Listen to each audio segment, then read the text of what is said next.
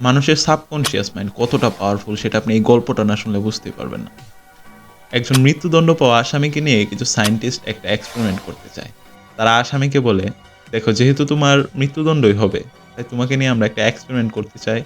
যদি তোমার সম্মতি থাকে তো।" আসামি বলে, "কি এক্সপেরিমেন্ট?" তারা বলল, "তোমার যেহেতু ফাঁসি হবে, তোমার ঘাড়ের হাড় ভাঙবে, মরতে কমপক্ষে ১৫ থেকে ২০ সেকেন্ড সময় লাগবে। যা অনেক কষ্টদায়ক। আমরা তোমাকে একটি বিষাক্ত সাপের মাধ্যমে ছোবল দেওয়াবো এবং তুমি ১ সেকেন্ডের মধ্যেই মারা যাবে।" আসামি ভাবল যেহেতু মরতেই হবে, তো এত কষ্ট করে কেন মরব? সে রাজি হয়ে যায়।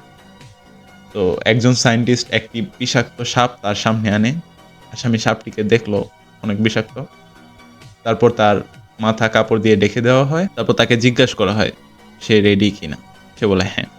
তখন সাপ হাতে থাকা ব্যক্তিটি সরে যায় এবং একটি সুই নিয়ে আরেকজন ব্যক্তি তার কাছে এসে হালকা সুই দিয়ে আঘাত করে এবং সে সাথে সাথেই মারা যায়। আর এটা জেনে অবাক হবেন যে পোস্টমর্টেম রিপোর্টে তার শরীরে ভেনম পাওয়া গেছে।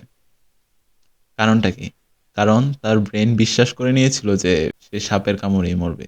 তাই মানুষের ব্রেইন কতটা পাওয়ারফুল এটা চিন্তার বাইরে।